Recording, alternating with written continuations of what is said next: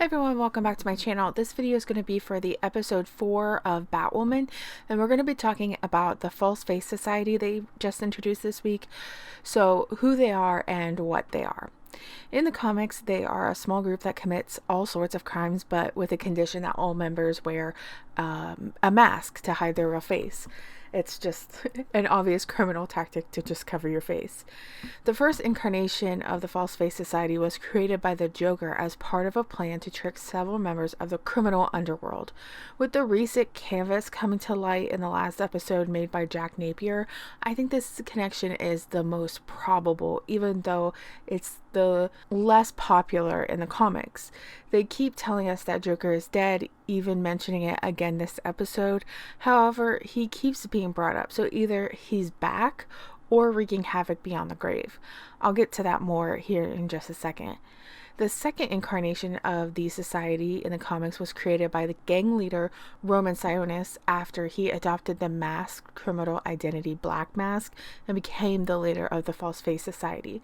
I'm not sure that we're going to see that in Batwoman because we're getting ready to see him over in the new Suicide Squad played by Ewan McGregor, so I don't know if they would stop it from being on CW because they're getting ready to do it in the movie, but I don't expect to see Black Mask in Batwoman this season. So looking at this with everything that's happened in this season, I think we have our main characters stuck in a battle that was initially between Sophia and Joker. And here's why I think that.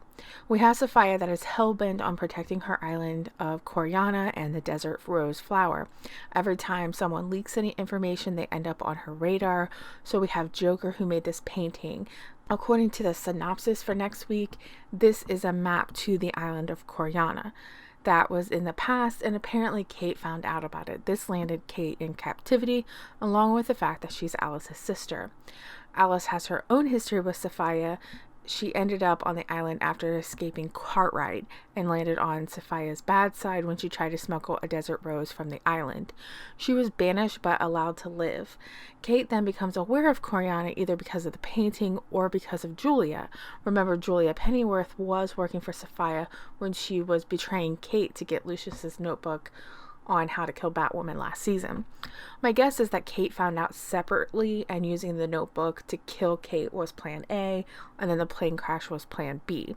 Alice only really factored in after she used Desert Rose to get Sophia's attention. A big part of me thinks that Kate is dead, but Sophia is using the idea of her being alive to manipulate Alice into doing her dirty work. That dirty work is Ocean. He lived on Coriana with Sophia, and it looked like he may have had a romantic relationship with Alice. Ocean left the island and then ended up making drugs for a gang possibly associated with Joker, the same man that initially attempted to out Sophia. Along with a possible Joker connection, we have two other people connected to the False Face Society.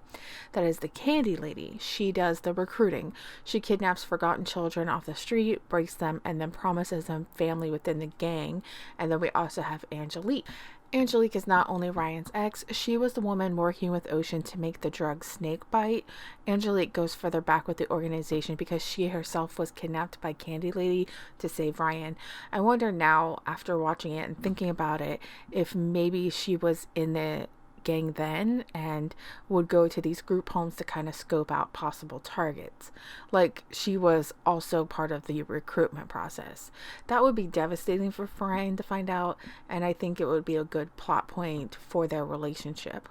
All in all, like I said, it looks like we have the False Face Society and Sophia at odds with everyone caught in the middle, including the citizens of Gotham.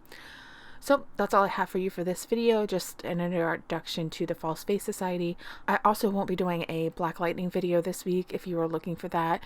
I just didn't think that this episode this week warranted a video. There was nothing new or really interesting about the episode, so there won't be a Black Lightning video this week. I did have a podcast episode drop this morning on DC discussions with talks about the Snyder Cut and things like that, and then next week I will be doing another Batwoman video, a Black Lightning video, and a Superman and Lois video for the premiere. So check that out. Don't forget to subscribe and check my podcast out on Google, Spotify, or Apple.